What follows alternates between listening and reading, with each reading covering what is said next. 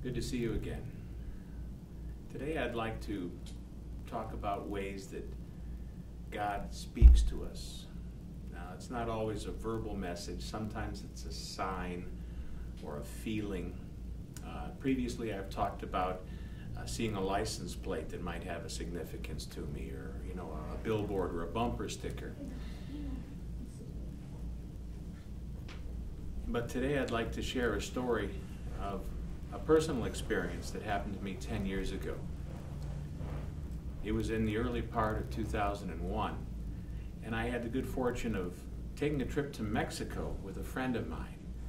Now, it wasn't a tourist type of visit, going at a five-star hotel at the beach or anything like that. Rather, my friend was a Mexican national working in the United States with a green card, and I went down with him in about a $500 Chevy Celebrity with a couple of bad tires, and we did it the native way. In fact, we stayed with all of his family members, and his name was Lalo, and he had a huge family, and we stayed at many small towns around Mexico in very primitive accommodations, but the people were very warm and welcoming and friendly, and I saw a side of Mexico I had not seen previously visiting there as a tourist. One of the examples I like to talk about is when we stayed in Tecate, Mexico, which is a border town in close to California. And I had the experience of looking across the border as a Mexican citizen would at all these huge galvanized metal walls to keep people from crossing the border. On the other side were these big white light towers at night with all these big Chevy Tahoes on the other side with the Border Patrol watching the people. And I thought, wow, this is really what it's like. In fact, I'm going to fast forward and tell a little bit of the end of the story first.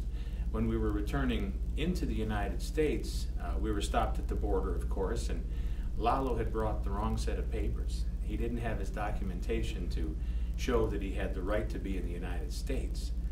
So we were refused at the border to cross. And I'm thinking, oh my God, what are we going to do next? It was a big deal. And he says, don't worry about it. He says, we go 20 miles up the street, we cross. And in fact, that's what happened. But getting to the gist of my story, we traveled all around the northern part of Mexico, and we went to a beautiful beach called Playa Azul. And just prior to entering the beach, there was a bit of a roadblock, and the government police were there, the federales, and they had sandbags on both sides of the road with machine guns, and it looked like I was in Central America in Colombia. And they had this rope going across the road, and a fella sitting behind some of the sandbags that would pull the rope if you didn't stop. And it was their version of stop sticks like the highway patrol used, and they had a 2x4 with nails in it to stop anybody who tried to run the guard pole. But it was kind of a little overkill, because the only reason that checkpoint was there was because there were people in white uniforms, nurses' uniforms, with cans soliciting donations. And it was kind of unspoken that if you didn't leave a donation, you wouldn't get to go to the beach. So everyone put a few dollars in the can and then proceeded along to the beach. Well, Playa Azul was a lot like Daytona Beach, but Mexican style, in that they allowed motorized vehicles on the beach.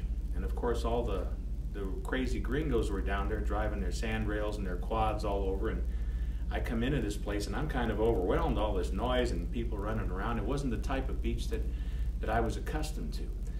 And there's the smell of gas fumes, and it was like being at the sand dunes almost, but on the waterfront. So Lalo went off and he was doing his thing.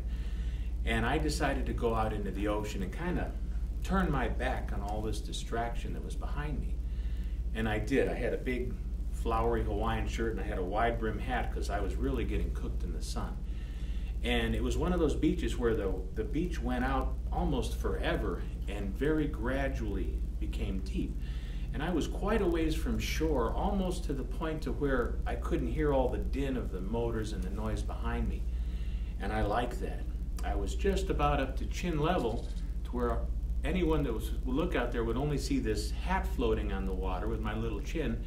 And as the waves came, I allowed them to gently bob me up and down. And it was a wonderful feeling. I had completely forgotten about the beach. I had turned my back on the distraction, and I was in the presence of God.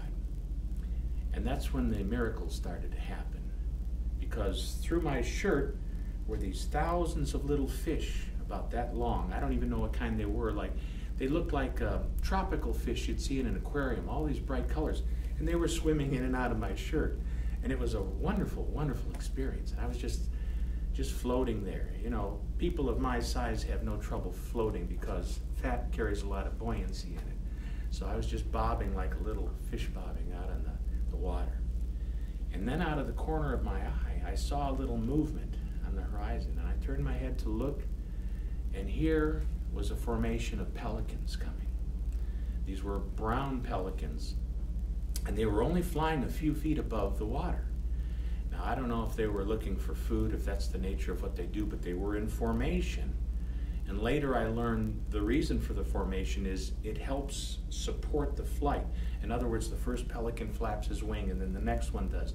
And it creates an aerodynamic effect that the first one supports the second, and so on, back along the formation. But I watched them as they were approaching, and like I say, just a few feet above the water, and I was awestruck at the beauty of it. And they passed me by. They didn't even turn their heads to look at me. I was like a piece of floating driftwood to them. But I drank in that experience and I savored it because it was one that I don't very often have. And I can still remember it today like it was yesterday. Well, there's a lot more to the story.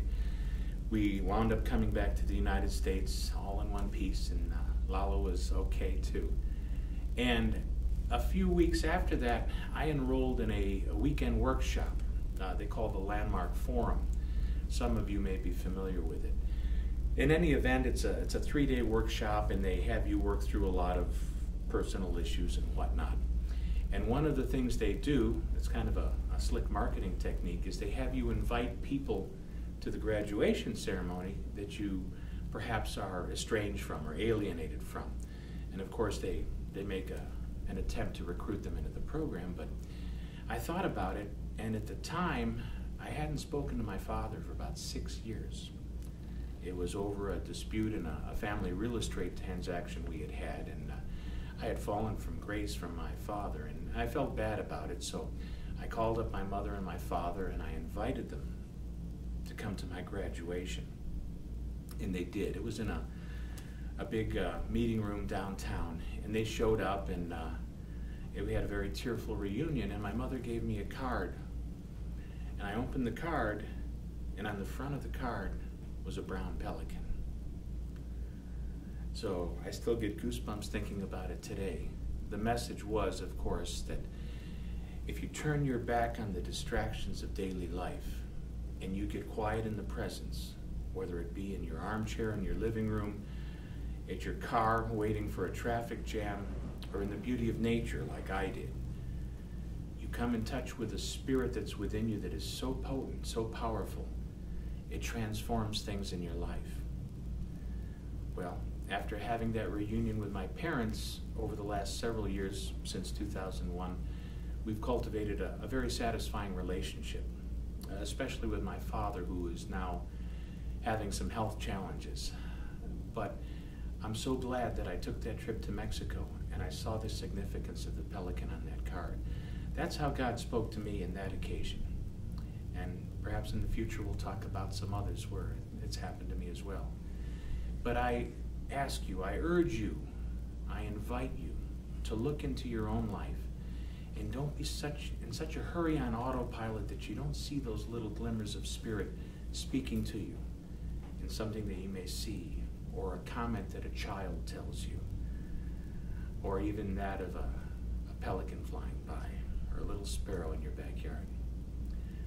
Let's keep ourselves open. Let's allow spirit into our hearts, into our minds, and into our lives. And with that, I'd like to say, God bless you. See you soon.